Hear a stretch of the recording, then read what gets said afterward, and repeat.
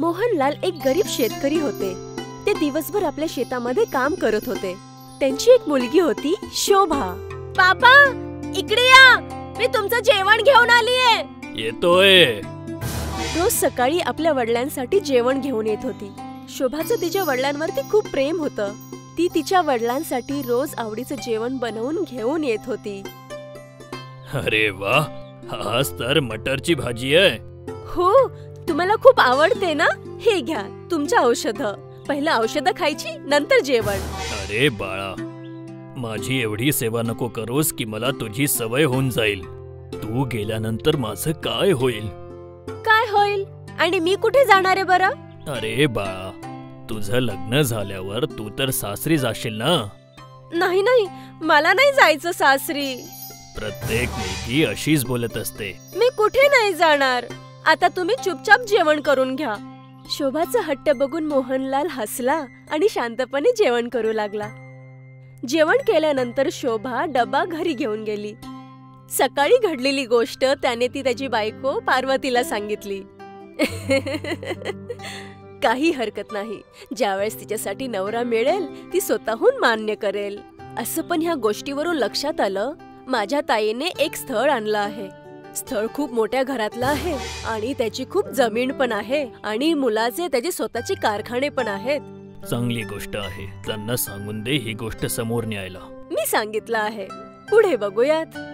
जर एवढं चांगलं स्थळ आपल्याला मिळालं तर आपल्यासाठी खूप चांगली गोष्ट असेल. हो, आपली शोभा आहे सर्व गुणसंपन्न. तिला चांगलाच मुलगा भेटेल, मला विश्वास आहे. मला पण. मोहनलाल आणि पार्वती शोभासाठी चांगल्या स्थळासाठी प्रार्थना करत होते.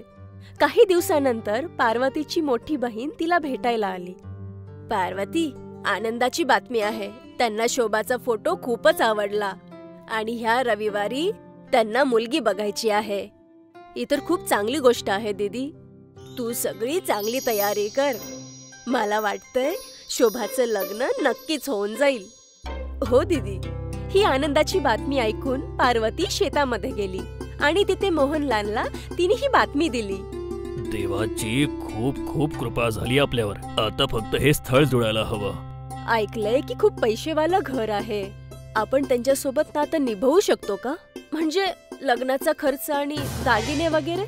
हो हो हो, आपण कित्येक वर्षापासून दागिने बनवायला ठेवली आहेत. मला नाही वाटत की यामध्ये कुठली अडचण येईल म्हणून. चांगली गोष्ट आहे. मोहनलालच्या घरात सकाळपासून तयारी चालू झाली. संध्याकाळी ते लोक घरी आले. ते लोक त्यांच्या मोठ्या गाडीने आले. शोभाने त्यांना चहा नाश्ता दिला. शोभाला बघून मुलाकडचे खुश होते. आम्हाला तर मुलगी खूप पसंत आहे. हा आमचा मुलगा आहे कुमार. ह्याचे 3 कारखाने आहेत. खूप चांगलं कमवतो.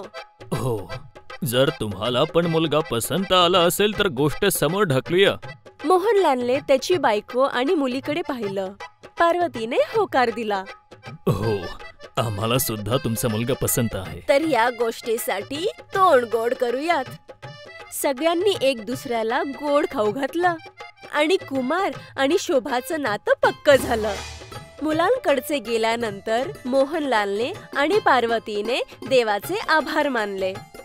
आता लग्नाच्या खर्चासाठी काय करायचं?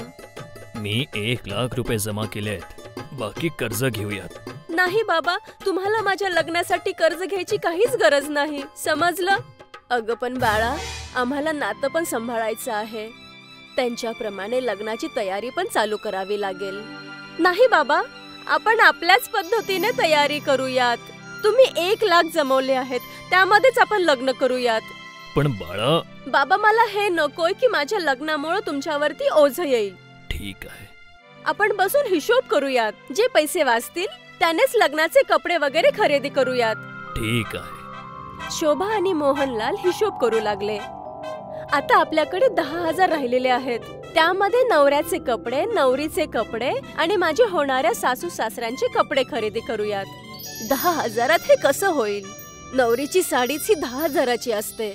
आई, मला एवढी महागडी साडी नकोय. मी स्वस्त साडीमध्ये पण लग्न करू शकते. पण लोक काय म्हणतील? काही नाही, तुम्ही फक्त लग्नाचा विचार करा. काही दिवसानंतर तिघं मिळून खरेदी करायला गेले. पहिल्यांदा त्यांनी नवऱ्याचे आणि त्याच्या वडिलांचे कपडे खरेदी केले. डिस्काउंट कापून 5,000 झालेत. मोहनलालने 5,000 दिले. रस्त्यामध्ये शोभा समोर एक म्हातारी आजी आली. म्हाताऱ्या आजीने काळी साडी घातली होती. देव तुमचं चांगलं करेल बाळा, या गरीबाची थोडीशी मदत करा. शोभाने त्या आजीला 100 रुपये दिले. देव तुमच्या लग्नामध्ये खूप आनंद घेऊन येऊ दे. तुम्हाला कसं माहित आहे की माझं लग्न होणार आहे? साडीच्या दुकानाच्या बाहेर सगळी माणसं साडीच खरेदी करतात. असंच कोणाला पण पैसे देत जाऊ नकोस. आता चल. पार्वती शोभाला ओरडत होती, पण शोभाचं लक्ष त्या म्हातारी आजीवरतीच होतं. त्या म्हातारी आजीने शोभाला आशीर्वाद दिला आणि हसत निघून गेली. नंतर ते लोक साडीच्या दुकानामध्ये गेले. एक नवरीसाठी लाल साडी दाखवा. नाही, पहिल्यांदा तुम्ही एक चांगलीवाली साडी दाखवा. सेल्समॅनने खूप सगळ्या साड्या दाखवल्या. त्यामधून शोभाने एक गुलाबी रंगाची साडी काढली. ही 3,000 रुपयाची आहे. ठीक आहे, आता तुम्ही एक लाल कलरची साडी दाखवा जी 2,000ची असेल. ठीक आहे. सेल्समॅनने खूप लाल रंगाच्या साड्या दाखवल्या. बाळा, ही नवरीची साडी नाही वाटत आहे. आपल्याला थोडी महाग साडी घ्यावी लागेल. अगं आई, ते बघ, ती साडी किती चमकत आहे. मी त्याच्यामध्ये नवरी म्हणून खूप छान दिसेल. ती कितीची आहे भैया? 1,800. मुली, एकदा पुन्हा विचार कर. आपण महागाची साडी घेऊया. नाही बाबा, हे ठीक आहे. मला आवडली आहे. पॅक करा हे भाऊ. मोहनलालला आणि पार्वतीला त्यांच्या मुलीसाठी चांगली साडी खरेदी करायची होती, पण शोभा हट्टी होती. असो, त्यांनी ती साडी खरेदी केली. जसे ते लोक घरी पोहोचले तेव्हा पार्वतीने पिशव्या उघडायला चालू केलं. शोभा बाळा, माझं ऐक. आपण एक चांगली लाल साडी खरेदी करूयात. महागडी अशी स्वस्त साडी बघून लोक बोलायला लागतील. नाही आई, मी जी साडी घेतलीये ती खूप छान आहे. तू एकदा बघ तरी. पार्वतीने ती पिशवी उघडली आणि साडी काढली आणि नंतर त्या साडीला शोभाच्या खांद्यावरती ठेवलं. बघ, आणि तेव्हा एक जादू झाली. खांद्यावरती साडी ठेवताच साडी आपोआप बदलली गेली.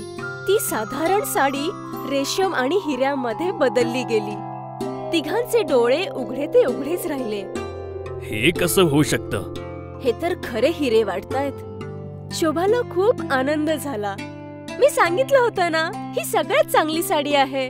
अशी हिऱ्याची साडी सांग बरं कोणाकडे असेल? तिघांपैकी कोणाला समजलं नाही की ही जादू कशी काय झाली ते. काही महिन्यानंतर शोभा ती हिऱ्यांची साडी घालून मंडपामध्ये गेली. हिऱ्यांची चमक बघून सगळेजण चकित झाले आणि सगळे लोक त्या हिऱ्याच्या साडीची वाहवा करत होते. मी विचार केलता स्वस्त साडीमुळे आपली बदनामी होईल, पण ह्या जादुई हिऱ्याच्या साडीमुळे सगळ्यांमध्ये आपलं नाव चांगलं झालं आणि जावयाच्या घराची इज्जत पण वाचली. शोभाने त्या म्हातारी आजीची मदत केली आणि बहुतेक त्याचमुळे शोभाला जादुई हिऱ्याची साडी मिळाली.